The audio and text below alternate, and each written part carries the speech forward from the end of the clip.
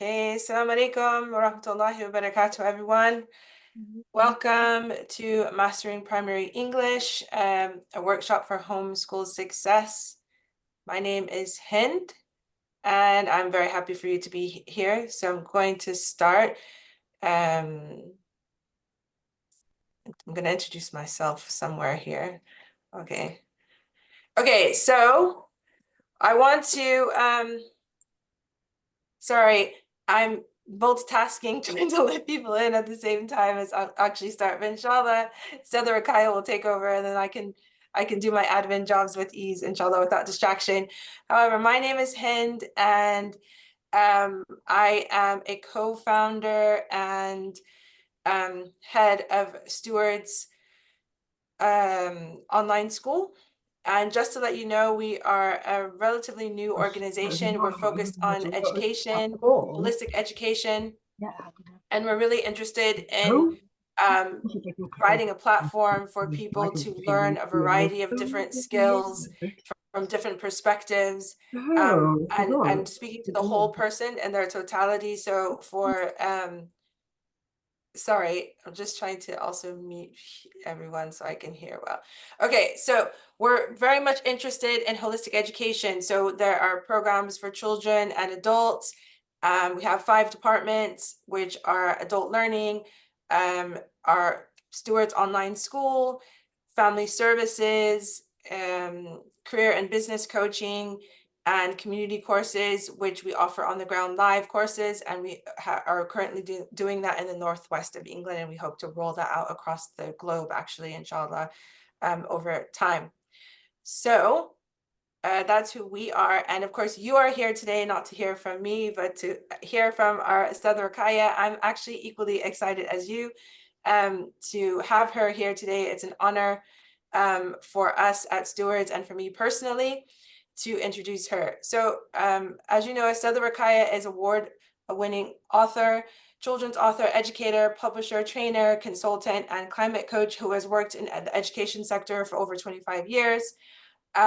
She is an instructor at Rabat's Institute, a certified Montessori teacher, elementary teacher, and holds an MA in Islamic education. She works with leaders to develop and implement best practices that infuse prophetic courage, kindness, and humility in community institutions. And she will begin her doctoral studies in the fall, inshallah. And without further ado, I want to invite Ustadha Rukaya to speak to you all today on our topic of mastering English in primary school. Bismillah. So. Assalamu alaikum, mashallah. It's an honor to be here with you all, mashallah. So, Bismillah, Allahumma salli ala Muhammad, Allahumma salli alayhi wa sallam.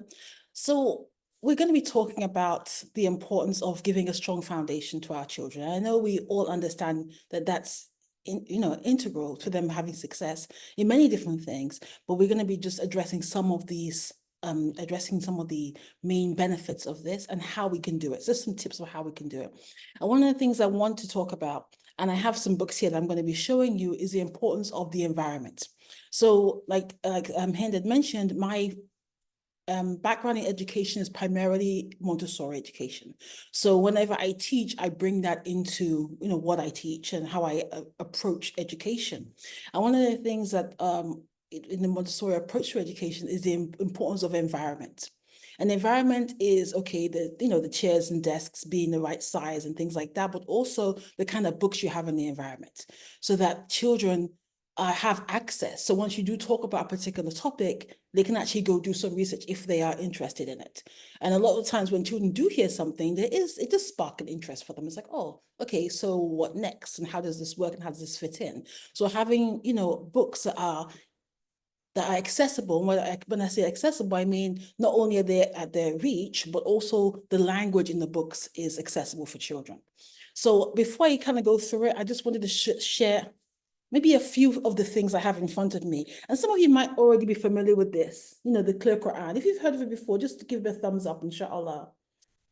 The Clear Quran. Now, there might be, I'm sure there are other, ones out here, but the thing I love about this is that This particular author has been working in the field of children's education for a while, and he's been producing textbooks for children.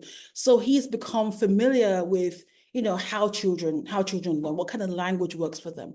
And some of you might have experienced this where you're doing something with your child and you have a book, and either the language is too simple or simplistic, or there isn't enough detail, or it's very complicated, as if somebody just took a text and just cut and pasted it. And as we know, our children, I've noticed this about Muslim children in particular, they love reading. I don't know if you all have seen this yourselves, and I'm sure you have. They love reading. And being able to, you know, have these kind of books in the environment helps. So like with this, it's, you know, it's basically a tafsir book for children. And it's not, you know, tafsir in the traditional sense of the word, but it gives the children an understanding of what's going on when they're reading. Like when they're reading a particular surah or studying it, it gives them details to it. It gives details to understand it, inshallah. So this is one of the books I was going to show you. And there's a lot here. So maybe as we go through, I'll go through more of the books. But there's just 3 things I'll show you first of all, which is, I think, essential. And then the other things are also very important. Having children's dictionaries, ones that children can read themselves and understand. And that way, when they get stuck in a word, they can read it. And they can read up and they can understand what that word means. And also having a thesaurus for them as well. And that way they can find out about, you know, what are those exciting words, those interesting words that they can also use to enhance their writing. And when they read, they actually understand what they're reading as well. So I was going to start with those. There's a lot more I have on my desk, but I'm going to go into the PowerPoint now, inshallah. So first of all, we're looking at the concept of primary, having a primary foundation. I know some of us here are based in the States and some of us are based in the UK. Would you mind just putting in the chat real quick? If you are based in the UK, put in like a UK or U and a K. If you're based in the US, put a US, just so I can get an idea of, you know, what we have primarily here. Thank you very much. Okay, lots of UK families, mashallah, a couple of US families. Okay, so as you probably can tell, I am from the UK, but I'm based in the US. So I did my degree, my first degree was in the UK, but most of my experiences have been here because I've been here for the last, 23 years of my life. So as you hear me say things, you might think, oh, that sounds a bit different. It might be that I'm referring to something that is predominantly understood in the US or the UK, depending on what I'm speaking about. But knowing that even though we might use different terminology, it's the same idea we want to give our children. We're talking about primary foundation. Is that foundation for children for about, 4, 5 years old, going up to about 10, 11. And the importance of giving them this, even when you think about a home, the idea of what does the foundation do? When you have that foundation, it doesn't sink into the ground, you can build on it. And this is, so we're talking about what are those key skills we want to give our children. And one of those skills is a desire to learn, is to, and the thing is that children, my understanding of this in this faith is that there's an innate desire in our children to learn. So really is, our role is not extinguishing that, and sometimes schools do that. And I think that's the reason why many of us choose to homeschool or choose to supplement what's going on in school, because, we want to kind of keep that fire of learning, that we keep that alive, that spark and that interest and that joy that children get naturally when they learn things and they understand things. So that's one of the things we do, because that when you have that, it enables children to push through. For example, if they're really interested in a particular part of history, they're going to read, they're going to ask questions, they're going to explore. Whereas if a person doesn't really have an interest, they might have all the technical skills that you need to do well. But if there's no motivating factor, then, I think you don't. they're not going to apply those skills. You can't even speak. They really, really should. So another thing I want to talk about is, when we talk about the foundation for those early years, is giving a good foundation and actually being able to understand what they read. Because for many of our children, or many children in general, the mechanics of learning how to read, it could be challenging sometimes, but generally a child can, read what they see. But the real question here is, do they really understand what's going on? When it comes to understanding, that comes through the kind of environment they're in. And by environment, I mean, what kind of stories are they hearing? What kind of, concepts do they understand? What, when they read something, can they understand, okay, maybe this doesn't relate directly to my life, but I can imagine how this would apply to someone else. So the importance of giving them a window into different worlds, so that when they read things, it kind of like, oh, this is what it means. And if they don't even understand, when they don't understand, having that space, that, that space within, the home or the learning space where they can ask questions to understand, and they don't feel like this, okay, this is a silly question, or have any fear around it. There's this like idea that, this is a space for learning. Let me just ask that everyone just mute unless you have a question, just so that it doesn't break up. Thank you so much. I appreciate that. All right. So one of the things I'm going to be talking about as well is the idea of reading aloud. And some of us think, okay, when our children are little, we read aloud to them, right? When they're 5, 6, when they can't really read themselves. And we don't extend that to when they get older because we think it might not be important. But one of the things that I learned, especially when I was in Montessori training, is the importance of reading up to children, even up to the age of 11, and even beyond that if you want to. Because when you read, they're learning, okay, how does language work? How is it supposed to sound? And when you're reading as an adult, because you understand, how language works, you understand the context, you have a much more deeper comprehension than children. When you read, you can bring all of this into the reading. And sometimes a child might not understand a particular word here and there, but because of the way the story is being told or the way the book is being read, it increases their understanding. And this is why reading aloud is so important. And if for some reason we can't always do it ourselves, is having audiobooks for our children, having podcasts, like, well curated podcasts. And there's a couple I was going to, recommend, inshallah. And another thing I was going to talk about as well is like, you think about the elements of language. We've got our reading, our writing, spelling, syntax, grammar, understanding like how all of these things fit in, and how to nurture these in our children, so that when our children have this foundation, whatever they go into in the future, it's easier for them. When a person is a strong reader and they can comprehend what they read, it makes social studies easier. It makes history easier. It makes science easier. It makes math easier.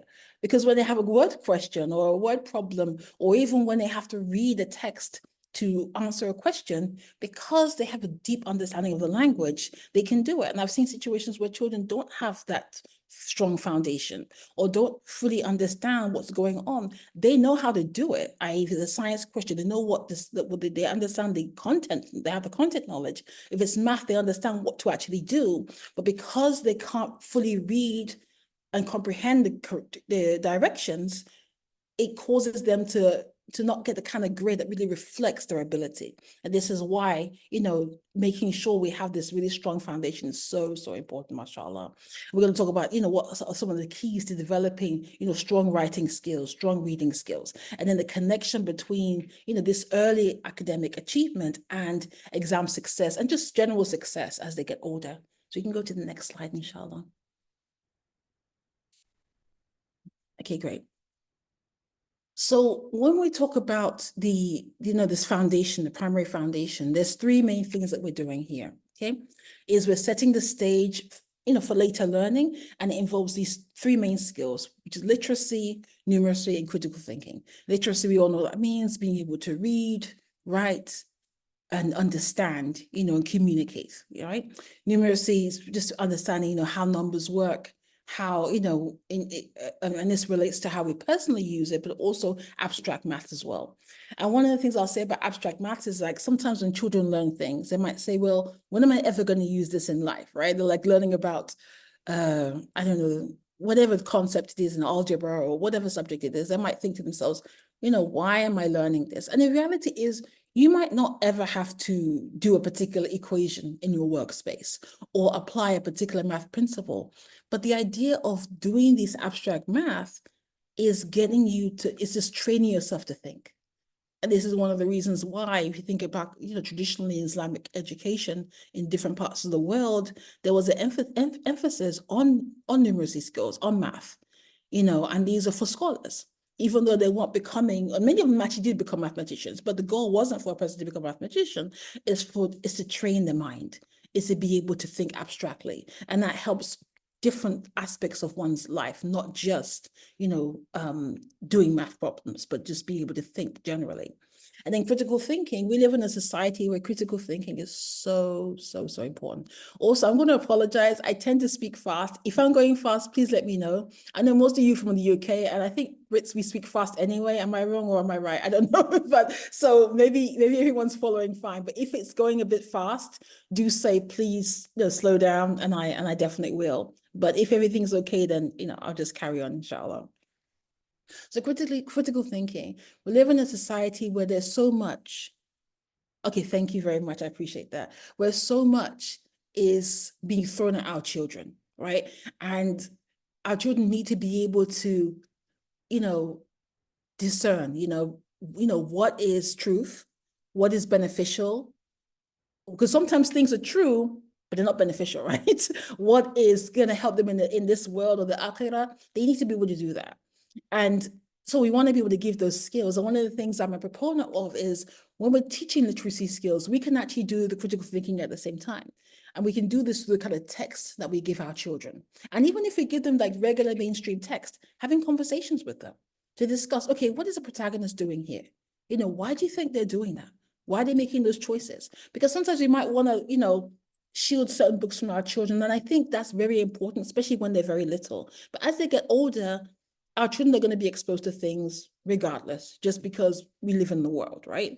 So they have to be able to know how to navigate those things. And it's almost like if you think about a plant, analogy of a plant, you might start with your seedlings in the greenhouse or within your home in a very, controlled environment. But at some point, we're transplanting that seedling into the ground. And it's the same thing with our children. It's okay to have them in what people might call a bubble at certain ages. I don't think that's a problem at all. I think it's very healthy because that way you can nurture the fitrah of the child and, give it the environment in which it can really, thrive. And then when it is in the wider society, because you've given it that strong foundation, it's able to survive. Think about the plant, but as a human being as well, a child is able to, isn't so much swayed by everything they hear or see. And this is why critical thinking is important. So, for example, say I have this book here, which is Malcolm Little. Has anyone seen this book before? Can you do a thumbs up if you have? Sorry, I like thumbs up because it makes me realize, it tells me that people are here and are listening. And I'm not just like speaking to myself. So, because sometimes you're on Zoom and you're not like in front of people, it kind of feels like, are they really there? Are they hearing me? Are they just drinking tea and nodding, or are they sleeping, or whatever it is? I know it's early in America. I think it's afternoon over there in the UK. So has anyone seen this before? Just a thumbs up if you have. If you haven't, you don't have to do anything. You don't have to do a thumbs up. Okay, great. So the reason why I really love this book, especially because I'm based in America, and in the UK, maybe there are some similar books, but I think this is important for even people who aren't in America, because it helps us understand an iconic figure for Muslims and for world history, really, which is Malcolm X. This is a book about his childhood. Okay, mashallah, we got one person who see that. Yeah, excellent. And the way that one could teach critical thinking using this particular text would be you're reading the story with the child, if it's a read aloud, or the child is reading it, and then you're discussing the issues that are being raised. And the thing I love about this book, we're not going to like read it anything, I'm just going to show you a few pages, is that it's written by one of Malcolm X's daughters, Ilyasa Shabazz. And she has a really beautiful way of explaining a very difficult time in American history. So she's talking about segregation, she's talking about the violence that a lot of, and the mistreatment of many Blacks in America and others as well who are minorities, in a way that is very child appropriate, but it also encourages an abundance mindset. Because sometimes you can read things and it can just make you feel depressed. You're like, oh my God, history, it's all bad, right? But when you read this, it's so inspiring, and you can have those kind of conversations like, okay, what's going on in this story? Why is his father, doing this particular thing? For example, there's a part where the father's building, her father, Elias's grandfather, i.e. Malcolm X's father, is building a home with his son, and just talking about that. What does that mean? Why do they have to do that? And as you're talking about these things, children are learning critical thinking skills. So as they get older, when they hear things in society, or people tell them things, they think about it like, okay, I can weigh this up with what I understand and the foundation I got from my parents when they, you know, as I was learning about history or learning about how, you know, Muslims through in different parts of the world, learning about, you know, how the, you know, the history of, you know, race impacts people outside of America too. Because even though, like I said, this book is based in America, so many of the issues that are here are seen in other parts of the world too. So I really recommend, you know, within our, you know, in our libraries, in our homes, that we have different kinds of books. And it could be books such as, you know, some of you might be familiar. I think this is an American series. I know the UK has these kind of books too, where you have science being taught through, you know, fictional stories as well as factual stories. So you have these like fun little books that introduce concepts. And you've got, you know, that way you're teaching science, but you're also teaching reading. You're teaching reading, but you're also teaching social studies and history, and just giving children an understanding of, you know, how the Muslims approach issues too. Even though his parents and he at the time weren't Muslim, but you could understand, it tells you the kind of foundation that Malcolm had. Because sometimes people think, oh, Malcolm had no foundation and he just got it later on in life. But this book shows you that no, within his home, there was a really deep understanding of, you know, appreciating the gifts that God has given you and using those gifts, you know, to better humanity. So we can go to the next slide, inshallah. Okay, so when we talk about developing strong writing skills in children, it has to be practice. And the practice, especially depending on the age, it has to be one where children can make mistakes and there isn't fear around it, you know, because that way they're going to keep trying. Whereas if they write something and the parents reading it and saying, the spelling's wrong, what does this mean? Handwriting is awful. A child's not going to want to write because they're going to feel, okay, if I try, I'm going to get a lot of criticism. Whereas what our children need is to have space to explore, space to express themselves, and in a really encouraging way, given tools to make their writing better. So for example, they bring your writing to you and you know, it might be the spelling or whatever it is, you can say, wow, mashallah, I really love how you used your understanding of these sounds to put this word together. And this does make sense. And you can show them how it makes sense phonetically, but then you can teach an actual spelling rule right there.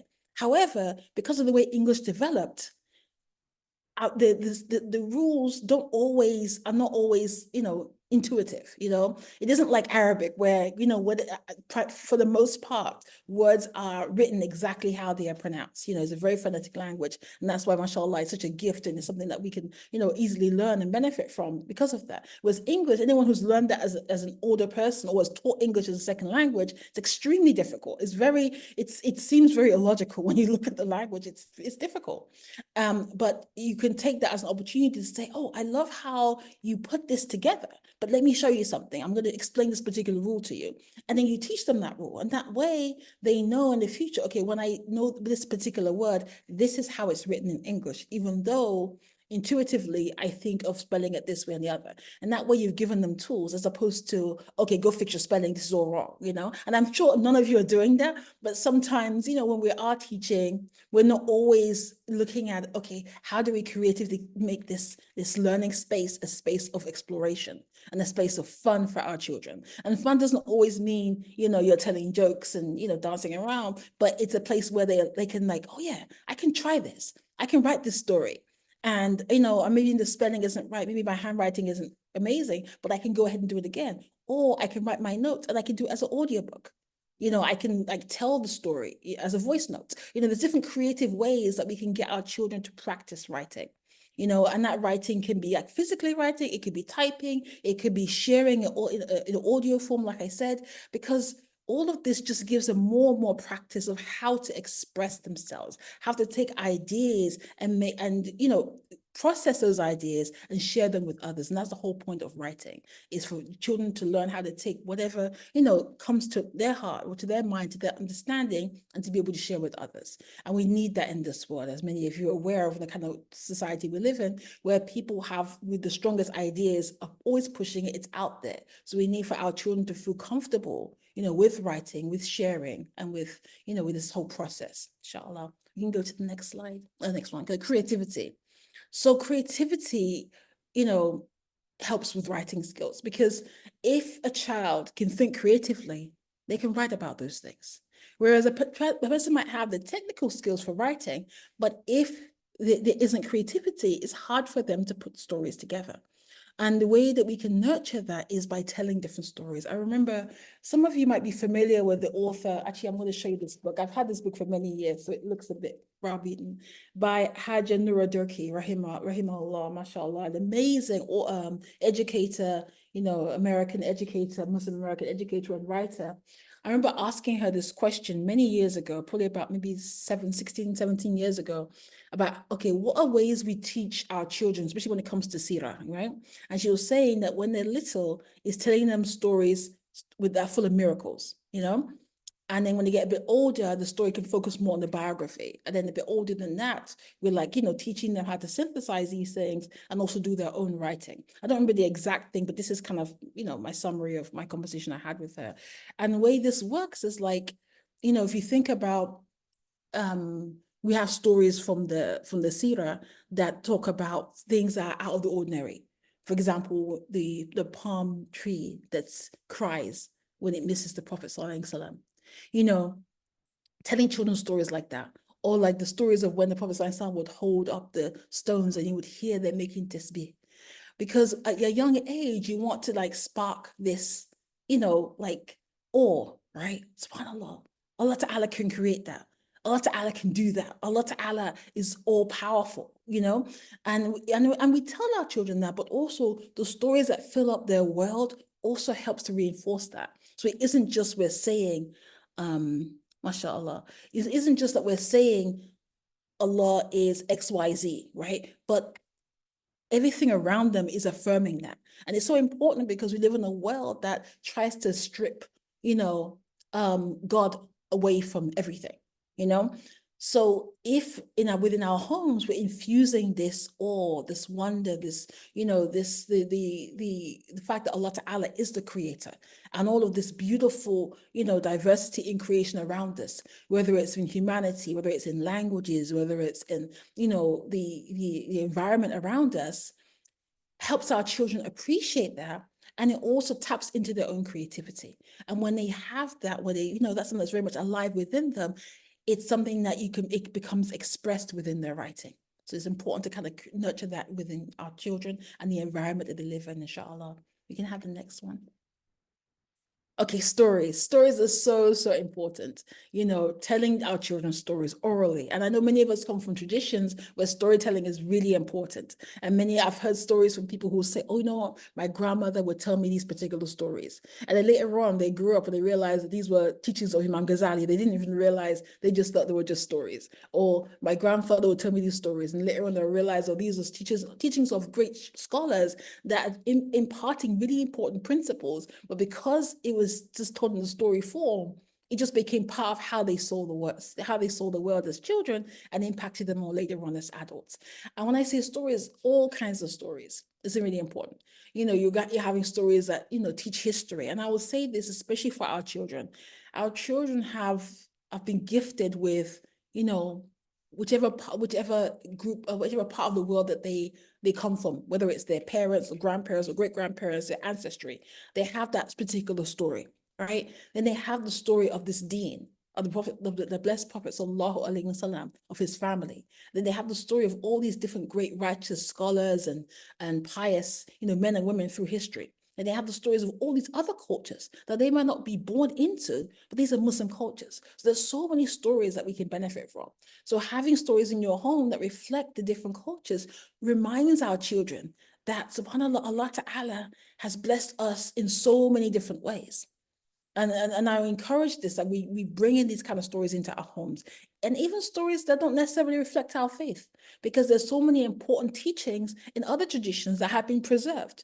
Part of it is because of, the fitrah that people have, but also the messengers that were sent that have not been recorded within the Muslim historical tradition, that we not even know about, but have given amazing principles and guidelines for living to societies. And that's why I have stories from different Native American cultures, different cultures from around the world, you know, when you find stories that are of adab, that, you know, that instill, you know, culture and reverence and respect, we want to bring that into our home. Because not only are we teaching our children those things, but we're also teaching those children that Allah Ta'ala has blessed all of humanity with so many different gifts. And the fact that a person isn't Muslim yet doesn't mean that they've been cut off from that blessing, you know, of that gift from Allah Ta'ala. So it's really, we want to have these stories. We want to have it, you know, being telling them orally. We want to have the books there for them to read. We want to be taking them to, and it's difficult. The thing about the library is, as you know, there's all kinds of things out there. So we have to, you know, I guess, curate this sort of books, especially when our children are younger, just so they have a strong foundation as to what is right and what is wrong. And as they get older, you can have conversations so that when they do pick up a book in the library, they come to you and say, oh, why does this book say this and that? You can have that conversation with them, or they can even tell themselves that, okay, this book says this and that. This isn't how I understand the world. And this is, you know, not what my, you know, my family or culture necessarily do, but this is, you know, this is a book that expresses how some people, you know, how they see the world. And the reality is, even if we don't necessarily agree with the ideas people have, the lifestyles people have, it's not going to go away, the fact that, you know, we don't agree with it. So our children need to be able to navigate that and not feel that they have to be torn, you know, between accepting, you know, what others do or say or think, or, you know, being true to themselves. They can realize that they can be, you know, fully in submission to their Lord, but also be able to just recognize that sometimes some people aren't there yet, you know, they are where they are. And we pray that Allah Ta'ala bless us all, you know, with guidance and protection, inshallah. So I say that in stories, and I know the reason I mention all that is that, you know, when you go to the library, even the bookshop, there's all sorts of things out there. So as parents, you have to figure out the best way to navigate those kind of spaces. We can go to the next one, inshallah. Yeah, and this is really important. And this is something I really love what, you know, what you mentioned here about your grandmother and about the Great Depression, because sometimes we discount these stories and we don't realize how important they are because they're not a quote unquote Islamic story. But there's so many amazing traditions. There's actually a book that I was going to bring out, but I didn't, which is called Sing a Song, which is about the history of the Black national anthem. And many of you aren't in the US, you might not be familiar with it, but it's basically a dua. This song is basically a dua, you know, just talking about the history of Blacks in America and the gratitude they have to God and their patience and trust in God. It's a beautiful song. And there's a whole picture book, but the picture book is set in the Great Depression. So you're learning about that. Even the book about Malcolm, you know, when that time he was born, it was time of the Great Depression. And it's important because sometimes when you go to, especially a mainstream school in America, the way it's taught doesn't really reflect everyone's experience of that. It's a very, you know, I guess I would say a white experience of these particular things. And sometimes our children will read these things and it doesn't make sense to them. Whereas when you read broadly, it gives them a wider way of, you know, seeing and understanding the world. So yeah, these are very important, all these different traditions that we get from, you know, our family and from the books reading. And then reading, the importance of reading, the reading to writing skills. When one reads, engages in reading, you become a better writer. That's just the reality, because you're just seeing, okay, different kinds of sentences. You know, and you know that one of the things that makes writing strong is the ability to use varied sentences, the ability to use, you know, vocabulary that fits, the ability to, you know, use different, you know, using things like alliterations and metaphors and, you know, different tools that make your writing interesting. And then one of the ways that our children get access to these things is through reading. And also I remember I hosted a workshop for an amazing author, Sister Jamila Tompkins Bigelow, and I actually have some of her books here as well, so I can show you some of her books. And one of the things she does is that she teaches through mentor text. So she takes like a really great text and she will say, okay, let's start, you know, let's read through it. And then we'll start a particular sentence using that text. But then you're writing your own story, but you starting with that particular sentence. And as you're writing, you're trying to, you know, use that style to express whatever story you want. And this just kind of gives out, you know, an adult can do this activity, but also our children, it gives them ways, because sometimes children might be like, okay, I don't know where to start. But you can say, okay, bring your favorite book. For example, the Gruffalo. The people in this house, especially the little kids, love the Gruffalo.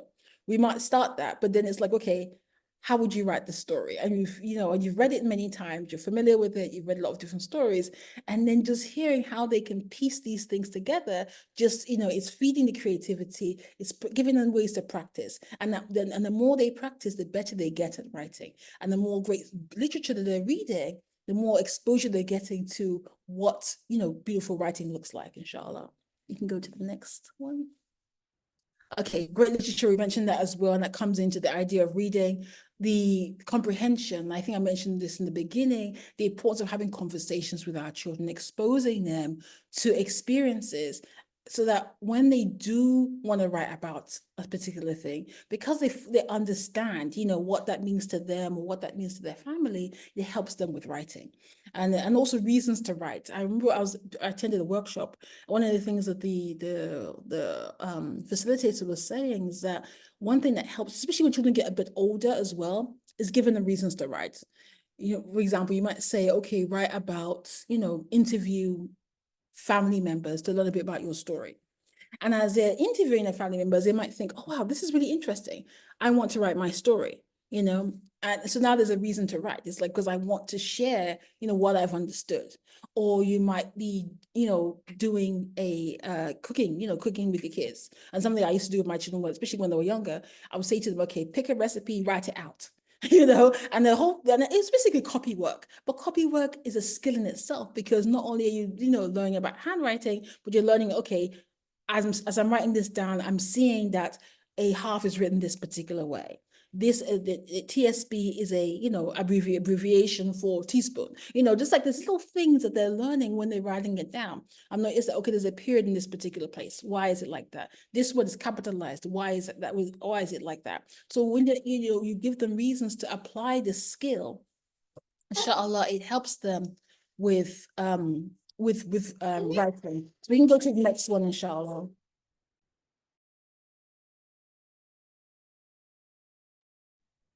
All right, how reading aloud in discussions can aid in literacy. So there were 3 books I was thinking of, and I'm thinking of these really for children who are slightly older, but the same principle can be applied. Is reading books. There's a book called The Walking Quran, and I don't know if many of you are familiar with it, but it's a really amazing book that kind of charts the history of Quranic education in West Africa and education in Islam in West Africa in general. So it's talking about 1,000 years of, of how Islam spread and learning. And the thing I love about this book is that it's a very well written. The author is a very highly skilled writer. And it might be difficult for children who are a bit older, but the point about the younger, but the point about this is like you might take a passage for it and read together and then talk about it. And that way they're learning a bit about history. They're seeing an example of really well written sentences. And they're also being able to think about this particular thing. And then they might decide, okay, I want to write a couple of sentences about this, or I want to draw a picture that helps me understand or what I understood of this story. So there's different ways that they're incorporating that learning. The thing though, the Shama'il, and many of you are probably familiar with, there are many different translations, so you don't necessarily have to do the one by the Ghazali Institute, but I love that one because it has like all this commentary, i.e. so it has the hadith about the Prophet's character, particular hadith about his character, والسلام, but then it gives you context, okay, what was going on during that time period. And I found that children are always very curious, okay, this is what happened, but why did it happen? What was going on? And giving them like a context for it. So I'm thinking that with this particular text, you can bring a particular hadith out. Like, for example, the hadith where, Amr ibn al-As is asking Rasulullah sallallahu alaihi wasallam, who do you love the best? It's a short hadith. You can read that with a child, right? And then you're discussing it. Okay, why did he ask that question? Why would you ask someone that question? Usually because you think you're the person, right?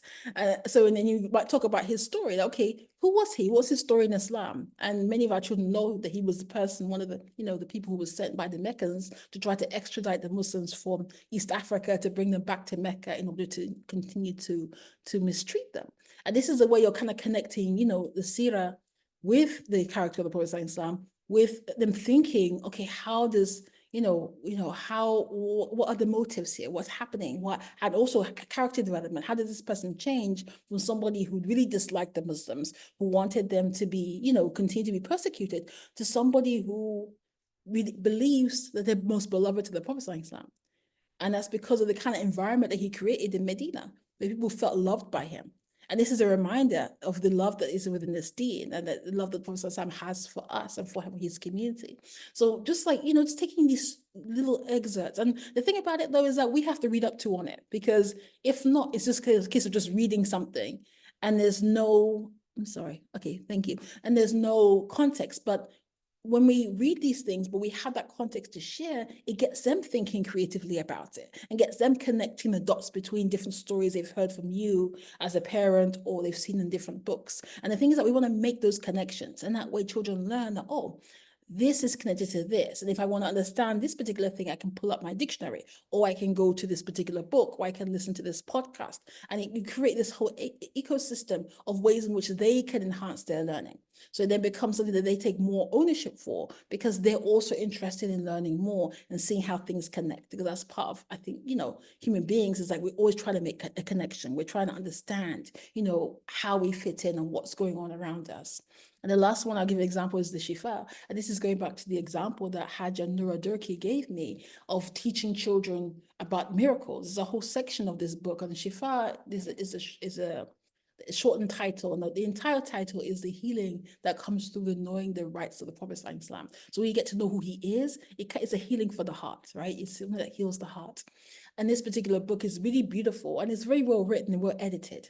So because of that, especially an older child can really benefit greatly from this book. But even from a younger child, you reading it to them and talking to them about it, they're learning about language, learning about how language works, but they're also learning more about the blessed Prophet. And there's a section in that particular book that has all these stories of miracles, and reading those stories and getting them to think about, the fact that all of creation is acknowledging and has great love. Well, apart from, Shaitan, but generally creation has this great love for the Prophet.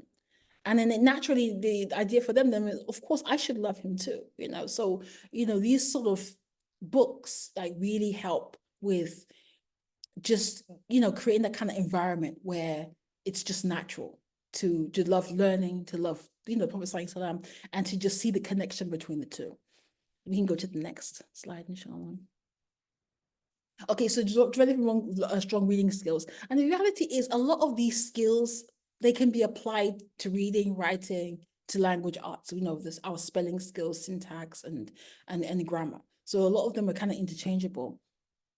But one of the things you want to do is, nurturing comprehension, and that's through experiences. The more experiences we give our children, the easier it is for them to understand text when they see it. But also, giving them clues. For example, when there's a capitalized if there's a sentence, you might have your 6 or 7-year-old, they're reading a sentence, and there might be a name they're unfamiliar with. It might be a place name or a person's name, and they might be like getting stuck on it.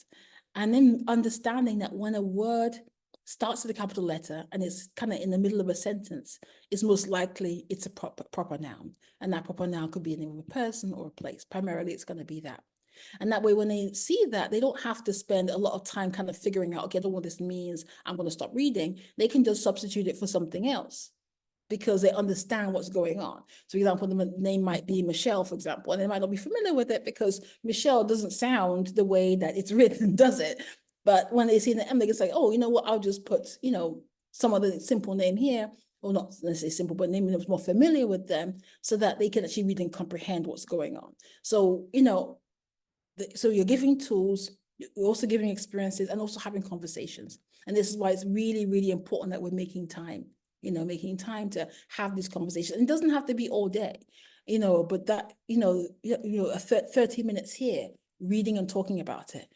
For many children, once you've done that, you've kind of like, it's the spark, and then they want to go read themselves to understand more.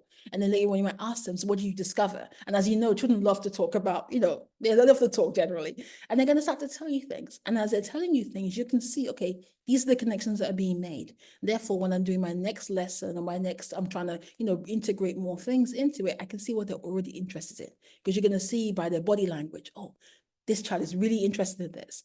Or you might realize they're not as interested in this particular thing. What can I do to spark interest, especially with something that's important? We're talking about the role of audiobooks. Audiobooks are so important. There's, many of you might be familiar with Ustada Mariam Sinclair. She has an amazing collection of audiobooks. I really highly recommend them. I don't remember the name of her company right now. It might be, I don't remember actually, to be honest, but it's Mariam Sinclair or Mehded Sinclair. So maybe later on when Hind emails, I can have the full, URL and everything. I really recommend her. There's also Dr. Bano. Many of you might be familiar with her. She has the Sira Stories from the Sira podcast, and she's an amazing writer, mashallah. So when she does her podcast, each story is really well written. So, and a child can just listen to it. And there's so many skills a child gets through listening and just see, okay, how does she enunciate the words? How is she, what kind of energy is she coming with? How are these words being used and concepts being explained? And our children are learning all of these things and they're just relaxing and listening to a story. And also they're getting the content because it's Sira. So it's something that if you're not already familiar with that podcast, Stories from the Sira, please, sign up for that. It's amazing service. Mashallah, may Allah reward her, and may Allah reward Ustada Mariam Sinclair too. And there are probably other ones out there. To be honest, I don't have like a full list of all the great, podcasts and audiobooks and whatnot. You're also trying. Yes, okay. Dr. Mano, okay, I'll write her name here. Let me do that real quick.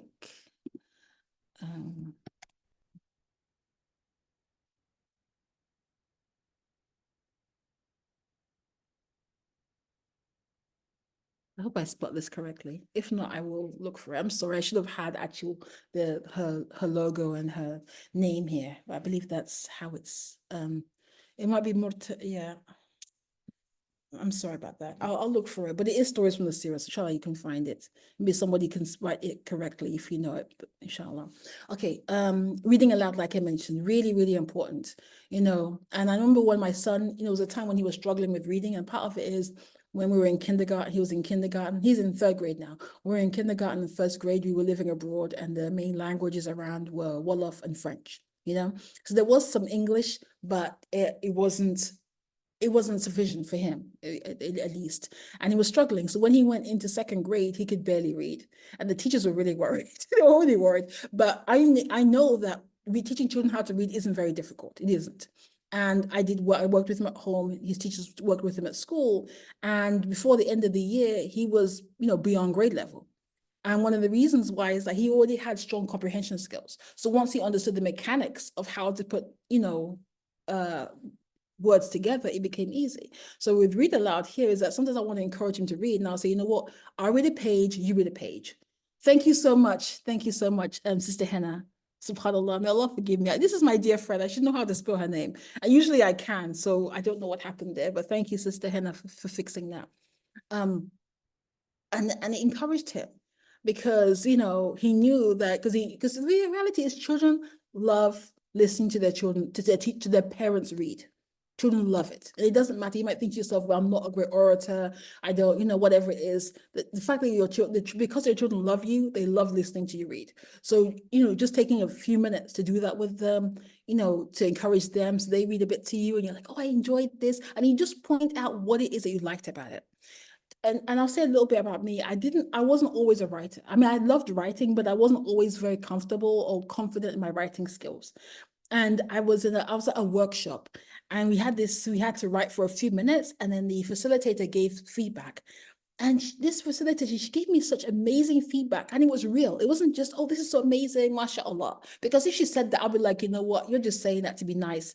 It's awful. But she was very specific. She's like, I really enjoyed how you did XYZ. I like the opening sentence and what she was really specific. So I knew that what she's saying was true because it related to what I actually did. And that's the kind of feedback that children really benefit from.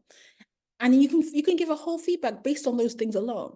That is enough to encourage them to write again. Whereas if you're doing very critical feedback, especially if you're struggling with something, it doesn't always encourage them to keep writing, Whereas when you give feedback that's, it's positive, but it's related to what they actually did, they can believe it. And when they believe more in themselves, it encourages them to try more. So that's why the importance of having this, like I said, the read aloud and having, access, to a wide variety of books. and we talk about the advanced skills here, is opportunities to write and tell our story. And sometimes we feel like if we want our children to be great readers or writers or any of these things, like it has to be always them writing physically, right? And that's really important. But the reality is telling a story and being able to tell a story, be able to put these elements together to share ideas is a skill that's cultivated. And it can be, and it can be cultivated through audio, through them telling the story, either telling you audio orally or them recording it. Like for example, they can record it on a tape recorder. I don't know if we still have those, or on the phone, on the, the audio voice thing, or whatever. Just, and he was saying to them, you know what, pretend like, even when my son was struggling, one of the things I did with him is I'll say, okay, pretend you're telling this story to your little sister. How would you tell it? And then he like really takes his time to, enunciate the words carefully, to the exciting parts to sound excited, the scary parts to sound scared, and things like that, because he's thinking, okay, what's my audience? So I'm going to make sure that sounds really good. But as he's doing that, he's practicing all those skills, but he's realizing he wants to do it because there's actually a purpose for it. And he's telling a story that makes sense to him, and it's important to him to be able to relate that, because he's thinking about the audience. So just giving our children opportunities to be able to really use, what it is that they're learning, inshallah, from you. And reading things that they enjoy and don't enjoy. I would say, for example, our children might like a particular book. Like my son, he got into jokes. This is when he was struggling with reading. So I said to him, you know what, I'm going to buy him some joke books. I got some very, very tame joke books full of, silly, funny jokes, but appropriate jokes. And he would just go around like trying to sound out the words because he was trying to tell jokes to everyone in the family. And people were like, they would laugh at him because jokes, they were funny. But they were also what in America is called dad jokes, which were, I don't know how you translate that to British speak, but anyway, you can Google dad jokes later. So, but it would make him want to read. And I let him do that because even though I knew that it wasn't, high literature, the frequency in which he was reading, i.e. every day he would carry this book around, I knew it was giving him the practice that he needed. But then he also did have to read things that he might not necessarily want to read. But, I was like, you know what, let's try this too. And because I'm like, have this excited energy, like, okay, let's do this. It's like, okay, let me do it too. So the importance is to let them do some of the things they want to do, which might not seem beneficial. It might be, cartoons or comics and things like that, but also have other things that you really want them to read as well. So they have a balance and make it exciting for them. And it could be through the energy you bring to the table, or just the, way you approach it, or the fact you might bring in some crafting to it too. You might say, we'll finish the story. Let's see what we want to do. Or like with younger children, act it out. One of the things my daughter loves to do, whenever we do stories, she wants to act the story out. And I love it because she shows that she understands what's going on. She understands, okay, this happened and that happened and that happened. And she wants to do it. She wants to try out different voices.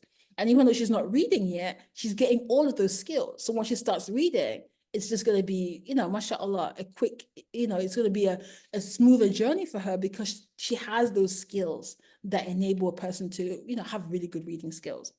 And then reading broadly, like we mentioned before, we want them to read things that you enjoy, don't enjoy, just across the bar, reading things that to do with Islamic studies. For example, I have one of the Ghazali books. I'm sure many of you have these Ghazali books with you, and they're well written. There's this book, which I think is really, really cool book. It's First Encyclopedia of Science. So you can go in there and it's got like, all these fun ideas, the muscles, bones, how they work, understanding, the nervous system, understanding cells, living things, and it's fun. The language is written for children. The pictures are interesting, and it makes them want to read. So you've got those kind of books. You've got your books that teach more history. You've got your books that, for example, this is the book Eunice and the Whale. She has about, I think, 5 books that she wrote. And other things as well, I think she wrote Haji Nurudoki. I really recommend them because they're fun stories and they're true stories and they're well written, mashallah. And I know sometimes people think, okay, should you do fiction with your children? I think it's important, to do fiction and to have non-fiction stories as well. What else? Read well-written books and discussing the content. So when you find those books that are well-written, you're talking to them about it, you're making sure they're understanding it, you're asking them questions to get to them thinking about, okay, what is I'm reading? What do I understand from it? Okay, we can go to the next slide, inshallah. All right, so with grammar and syntax and spelling, these are important skills. And I was going to share, just a few tips from, how we can help with this. So, and like I said before, you want to have those, exposure. You got the physical books, you got audio books, you got select radio shows that you think are really good because you like how,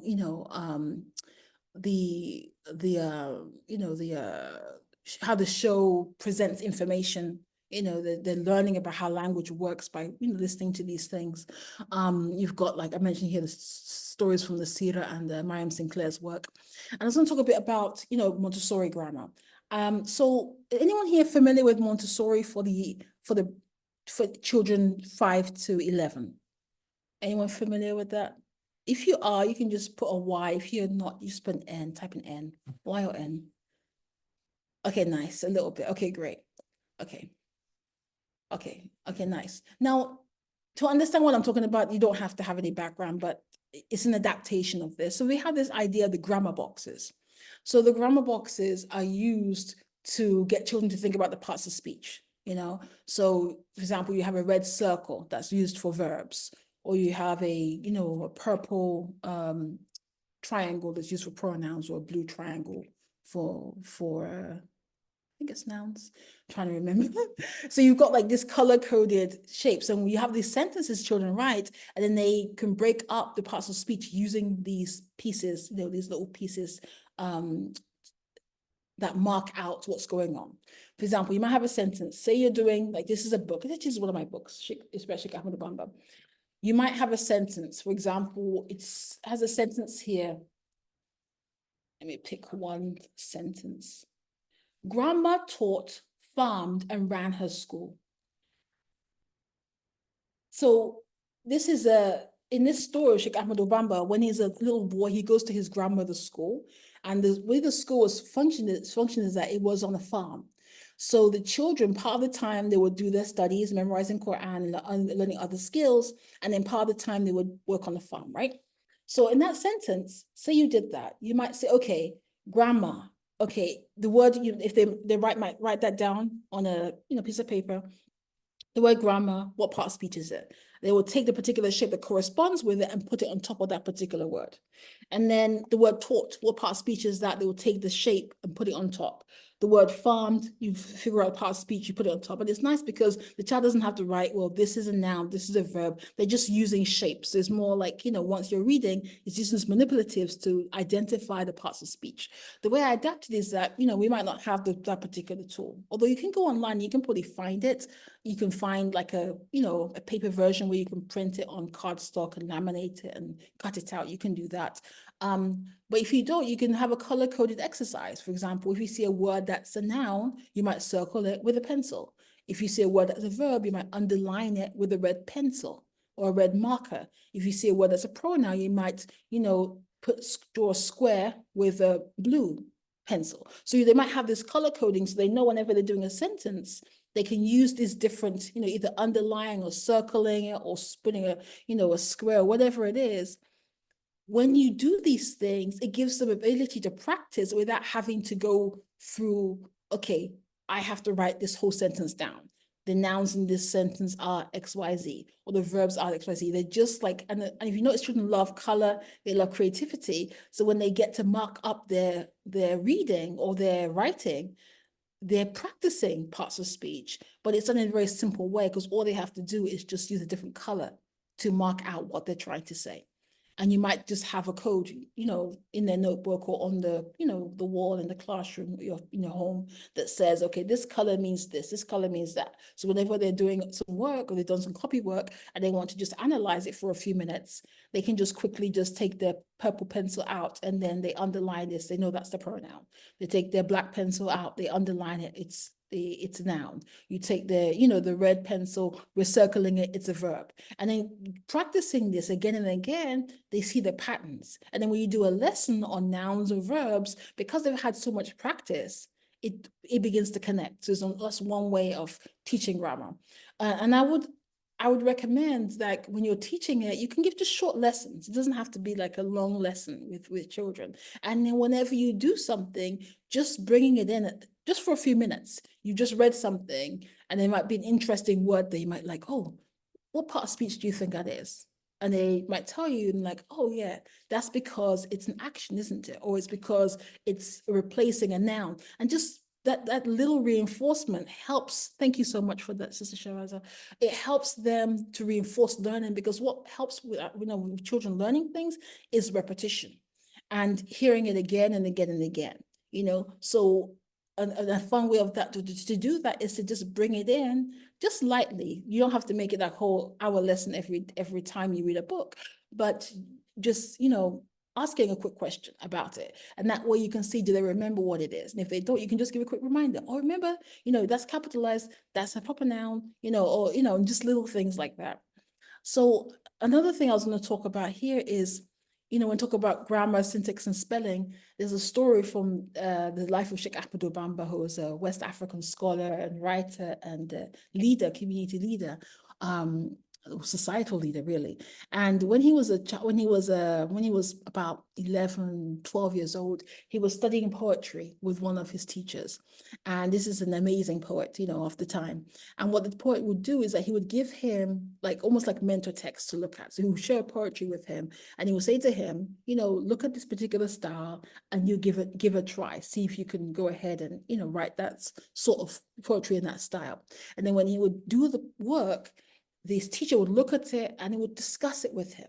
Okay, why did you can try this? Think about this particular language. Think about, your rhyme at the end and your meter. And because he had this interaction with his teacher, where his teacher's giving him activities to do, his teacher's giving him feedback, he's going back and working on it again, he's doing this, again and again and again, he became an amazing poet. And one of the gifts of him is that a lot of his work, I think probably most of it is in poetry. And he would write thousands of lines of poetry, teaching, fiqh, for example, the laws of worship, or teaching, aqidah, or teaching about the Prophet ﷺ, or teaching about how to purify the heart, or just dealing with social issues, whatever it is, he's teaching and he's using poetry. And anyone who writes in poetry knows it's not easy to do, but to then teaching poetry, and not even just a few lines, but thousands of lines, it's pretty amazing feat. But a lot of that, I think that's a gift Allah Ta'ala gave him, but there's a means as well. And the means here is that he had his teacher, and he's sitting with his teacher. The teacher had the patience to kind of give him different examples and help him learn. And this is why, when we're doing things with our children, just taking that time to talk to them about it, to go over it, to ask them what they think about it too, and say, oh, what other words can we use here? Let's get the thesaurus out. You get the thesaurus out. You're like, okay, you use the word, grab. Let's see if we can find a word that's a bit more, that expresses what you're trying to say. We got the word clutch here, we got the word grasp, we got the word lunge, snatch. What do you think is close to what you're trying to say? And then if it's poetry, for example, you might say to them, oh, you really want this to rhyme, and you have, books that have, words, rhyming words. You've got books of synonyms, you've got all these kind of like books that you can have in the home, in your learning environment, so a child can say, you know what, I actually want to try this. I'm going to pick this word out. I'm going to, use this. And we want to really create an environment where everything is there for them. So it isn't you having to say, oh, go and do this, or, oh, try this. You're asking them, okay, what do you want to try? Bring what books you want to try out. And if they're not sure, say, you know what, let's start with a dictionary, or let's look at the thesaurus right now, or let's go bring the picture book we've been reading recently and see, how does this author, how do they express their ideas, when they're trying to talk about a particular thing. And it just gives them like a methodology for approaching how do they solve problems when you're not necessarily teaching them, but also it just enables them to be creative too, inshallah. And then last one I was going to mention on this particular skill is, there's some of you might be familiar with Sheikh Hanana Asma'u. She was a, West African scholar, princess, writer. She did a number of amazing things. A lot more books are written about her now, so many of you probably are familiar with her. But one of the things I wanted to mention is that she was a great writer as well, very prolific writer. And what she would do sometimes is that she would take a particular poem that was written by her father, who was a great scholar, or her uncle, who was a great scholar, or any of the other scholars of her time. And sometimes she would translate them, so she would take them from one language into another, depending on the audience she was writing for, because she was fluent in 4 languages. She was literate in 4 languages. Actually, I think no, she was literate in 4, but she spoke 4, but she wrote in 3. And then other times she would have this system. So just this, I got 2 styles of poetry I'm going to mention specific to her. One is called the takhmis. Takhmis means to make 5. So you have a couplet, which is your 2-line poem, and then you would add 3 lines to make it 5.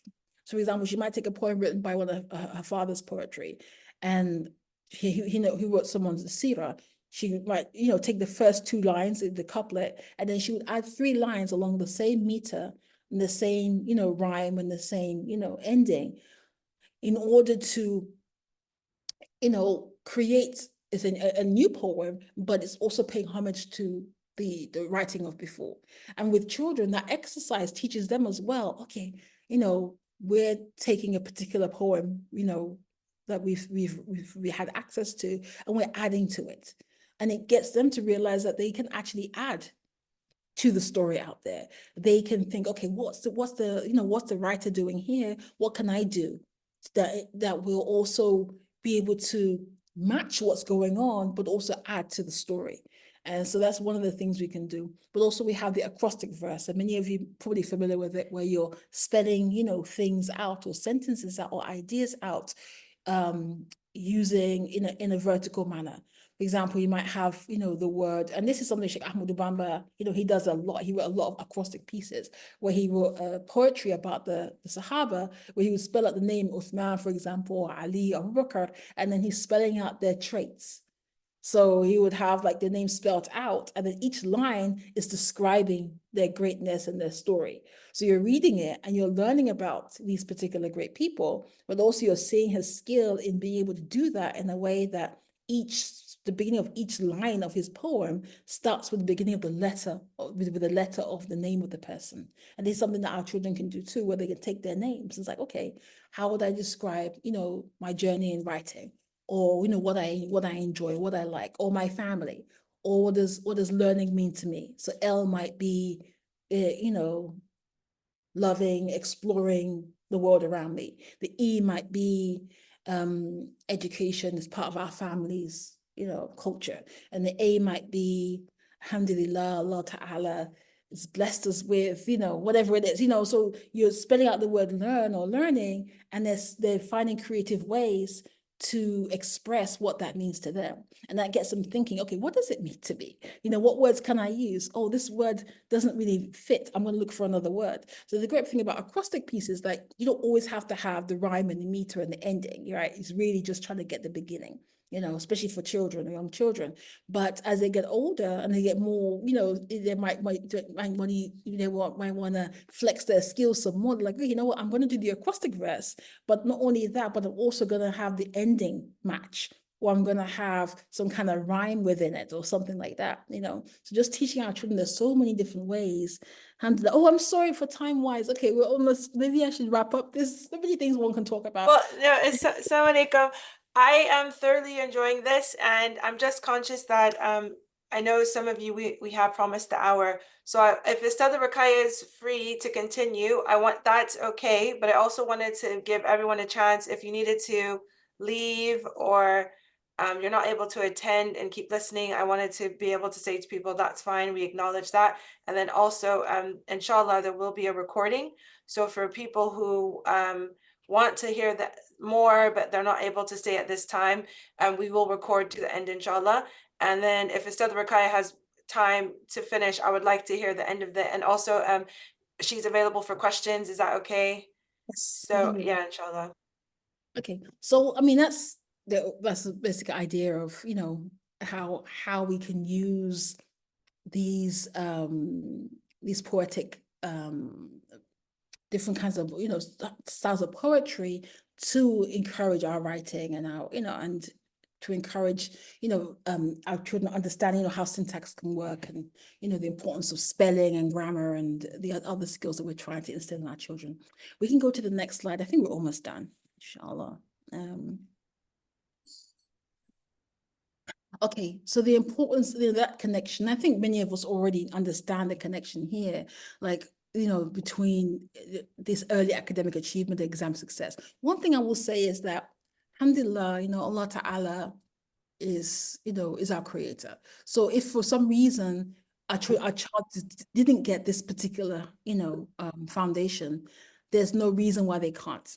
It's just that it's a lot easier when they get that foundation when they're young to build on. But a person can always catch up, even as an adult. There's certain things you can do that can improve, any of the skills that you want to learn, alhamdulillah. But we want to be able to give our children as many skills as they can, as possible, to make it easier for them.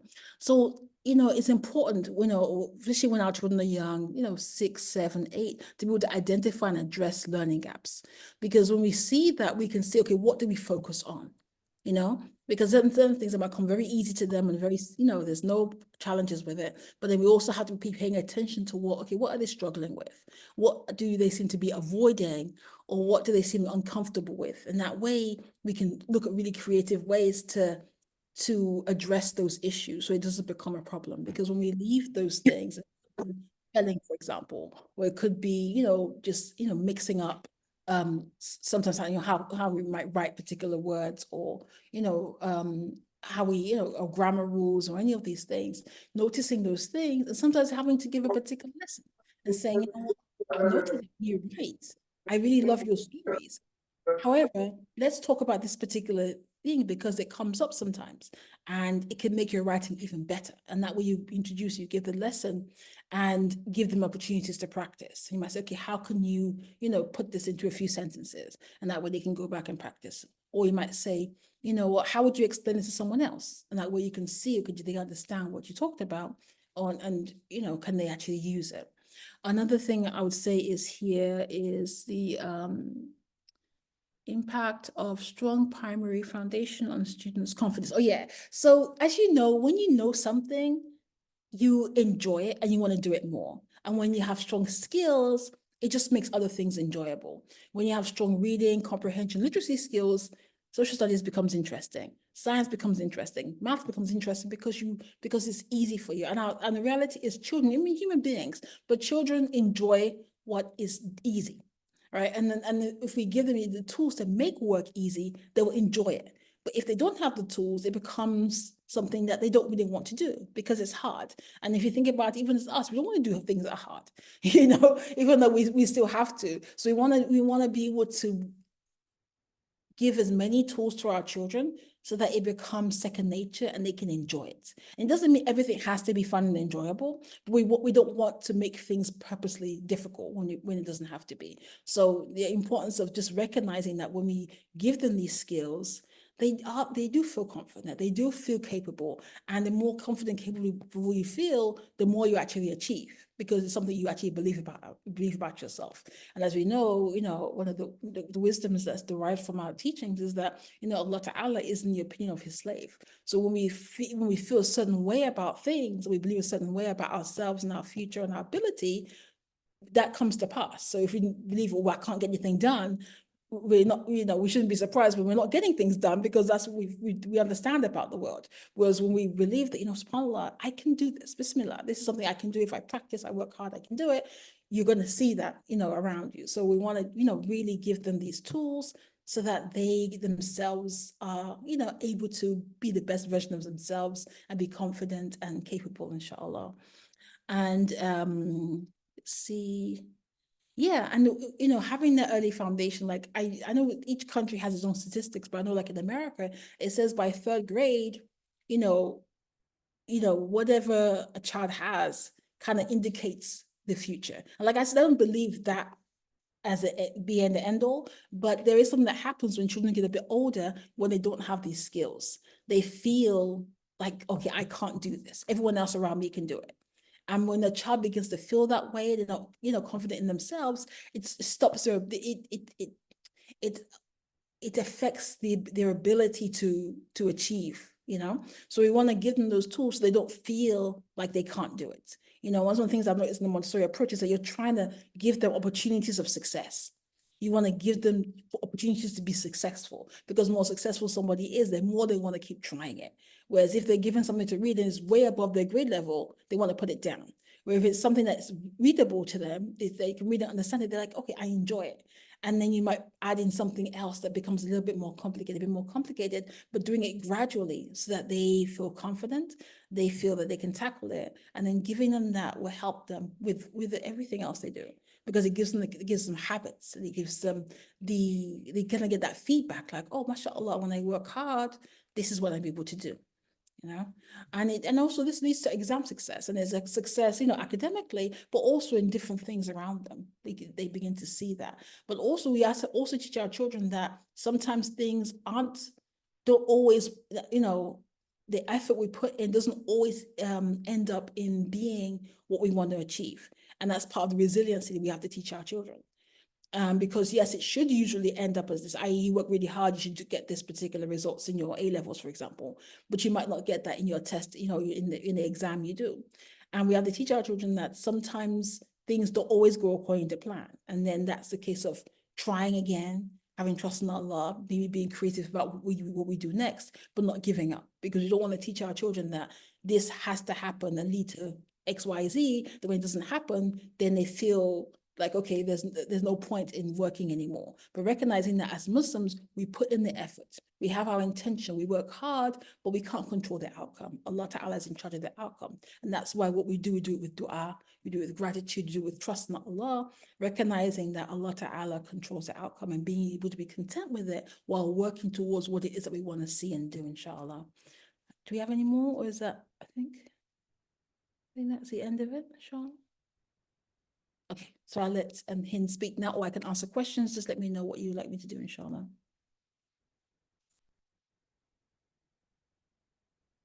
Okay, yeah, I can take any questions that anyone may have, inshallah. Yeah, Assalamu alaikum. I've skipped over the part about stewards. So what I wanted to say right now is that Ustadha Rukayat will be teaching an English primary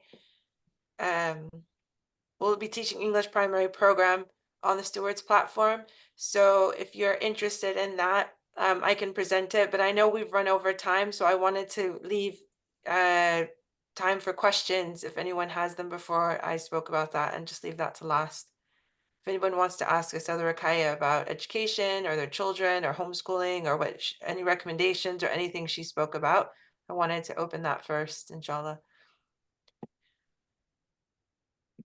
You can either unmute or ask in the chat.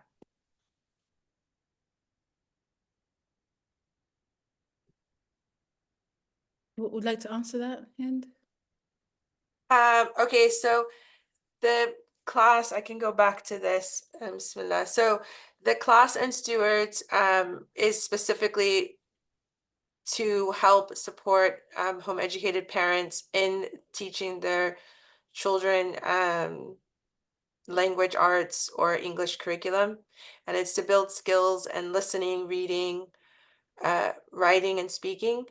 And primarily to give a foundation in primary, because in the UK we end primary school at year 6, which is year 5 in the UK and in the US, sorry, grade 5 in the US. And so the intention here is that we have this nurturing environment where we are supporting Ustadha Rukayat is guiding the students through what she presented today, inshallah. So if for ages 10, 9, and 10, for ages 9 and 10 are eligible to fit into this category, inshallah. You will, inshallah, have access to the recording. Please give us some time to send it out, because yeah, but inshallah you will get access to it. We have recorded it, and inshallah you'll be able to we'll send it to you via email. As long as you've registered for the event and you had a ticket, we have your email address. We'll send the recording, inshallah. Okay, so someone asked a question. So let's see.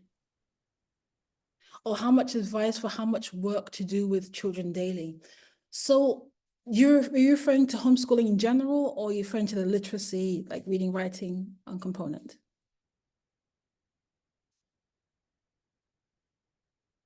Both.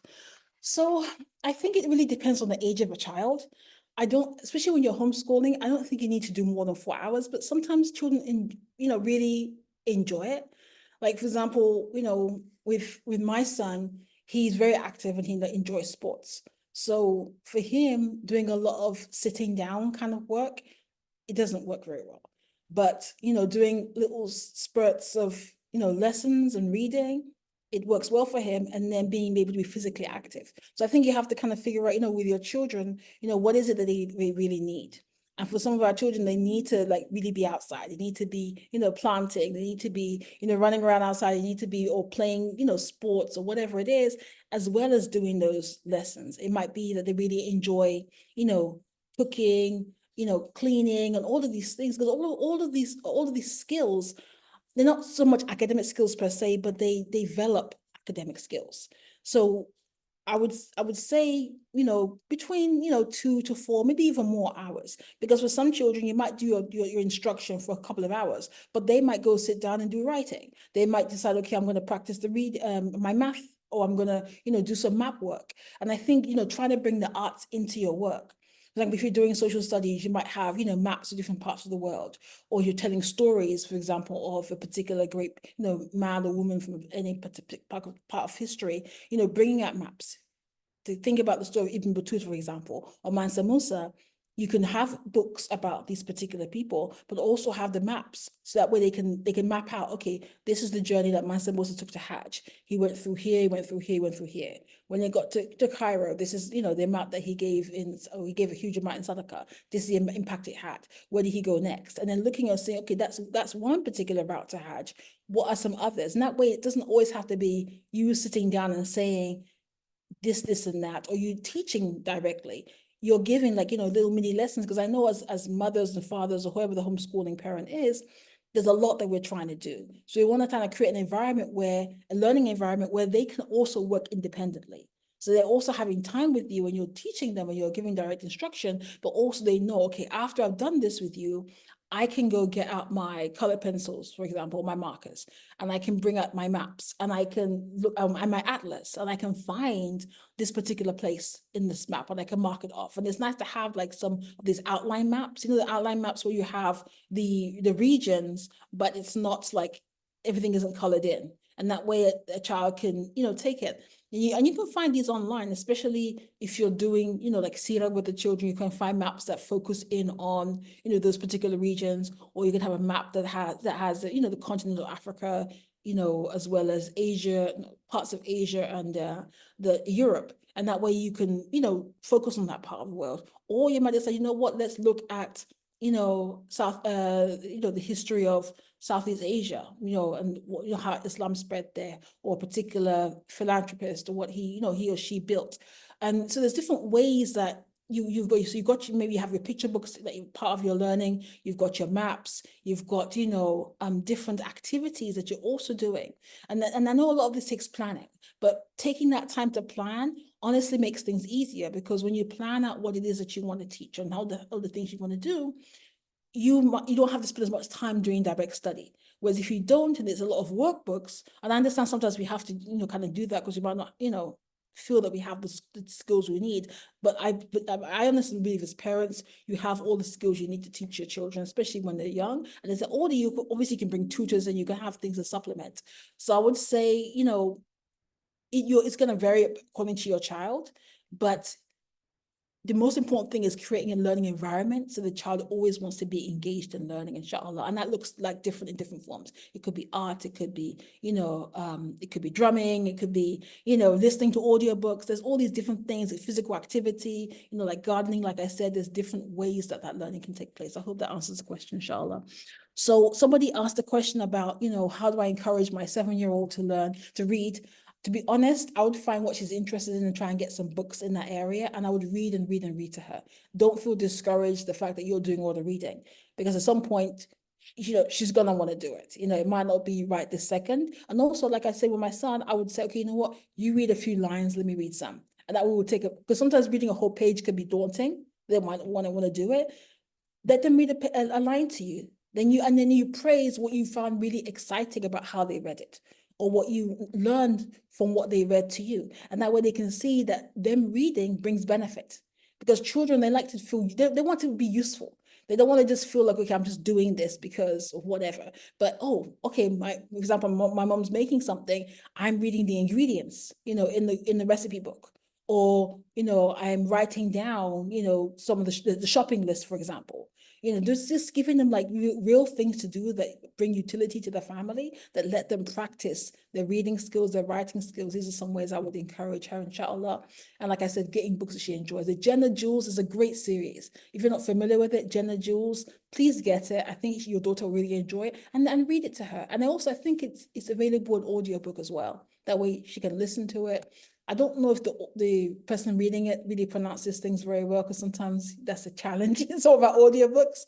And I would say, get some like the podcast that Dr. Bano has, audiobooks, because the main thing is that you really want to just give her lots and lots of exposure so she feels comfortable. And whenever she does read, tell her what you love about her reading, inshallah.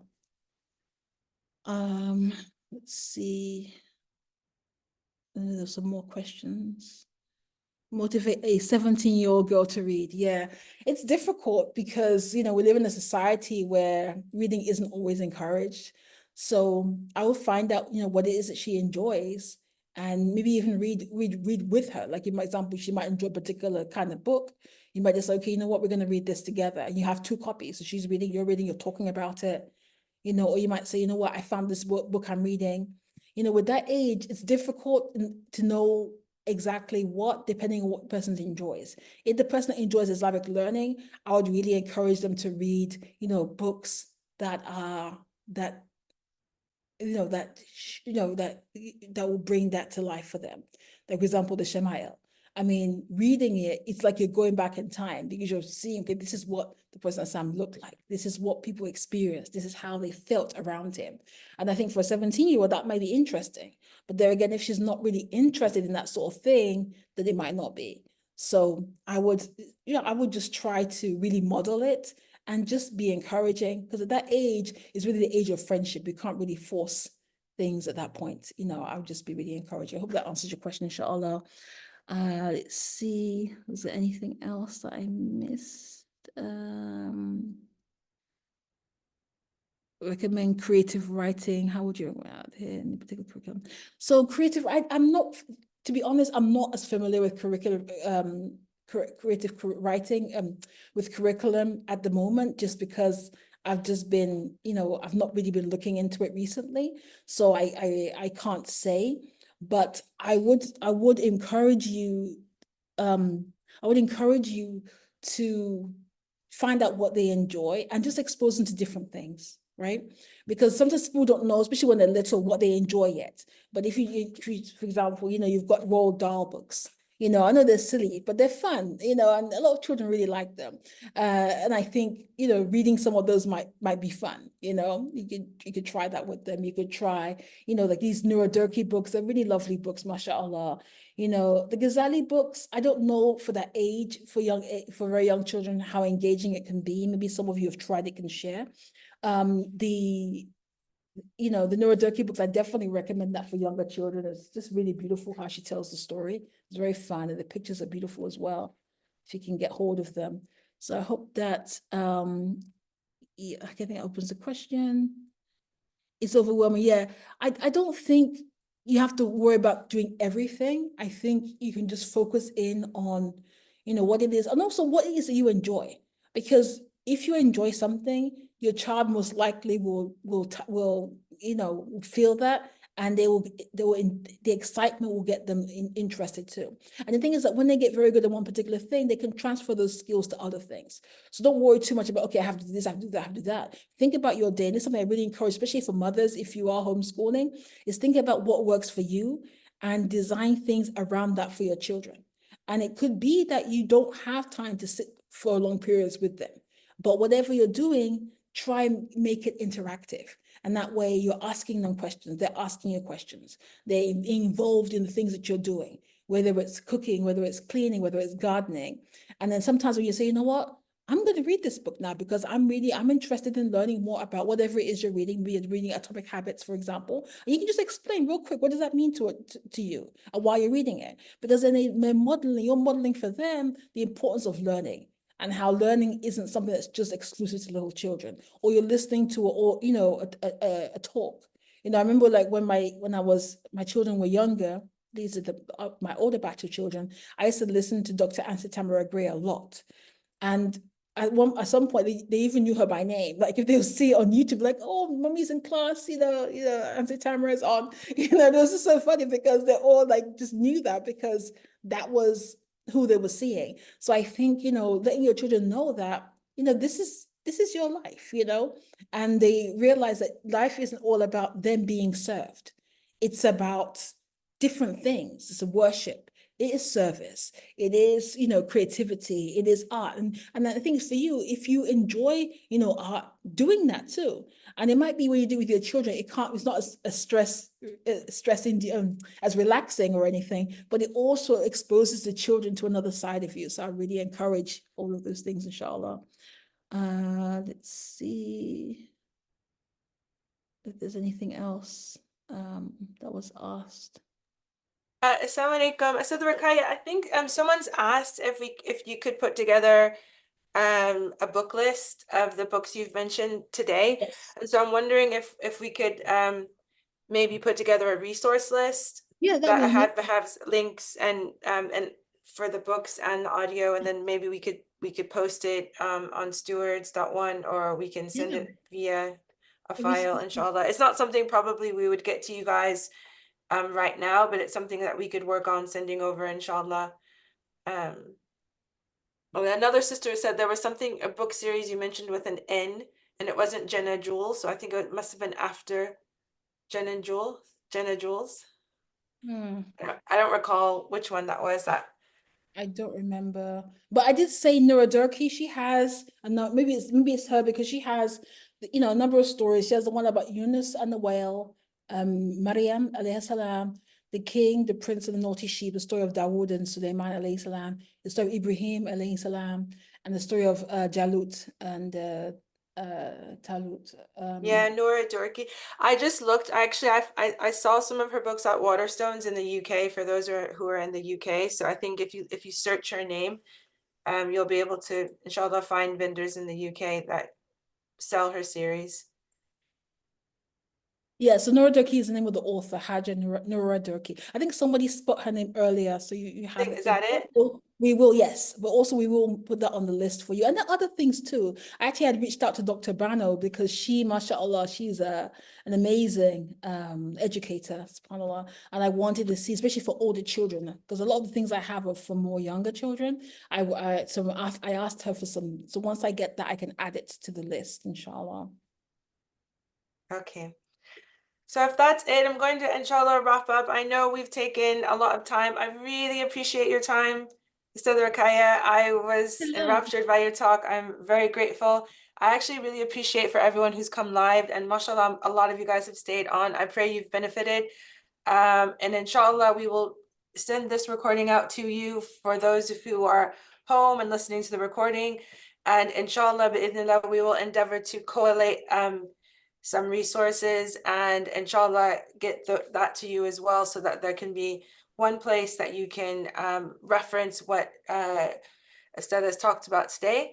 And I would say, inshallah, should we stay tuned to see if we're gonna, I don't know, inshallah, if we can talk about the Friday. Is that 100%? Bismillah, let's do it. Let's go. Okay, so we were also wanting to do something similar today about mastering mathematics, inshallah. So inshallah, we had planned it for this Friday. So if we will, inshallah, when we send out the link for the recording, we'll also send you a link to register if you would like. It's a very similar presentation to today. It's just focused on maths as a subject, or math. Sorry, I've swapped. I'm American and I now live in England. And I'm using British We're living each other's lives, mashallah. So inshallah, if you're interested in that, you can also join us on Friday, bi'idhnillah. So we'll send that via email as well. So Jazakumullah khair for coming, and Jazakallah khair to Estada, and inshallah we'll see you again on Friday, and Assalamu alaikum wa rahmatullahi wa barakatuh. Alaikum assalam wa rahmatullahi wa barakatuh. Thank you all so much. I love the questions, the energy. May Allah Ta'ala reward you all and bless what you're doing. Inshallah. I mean, thank you. Allahumma salli ala Muhammad, Allahumma salli alayhi wa sallam.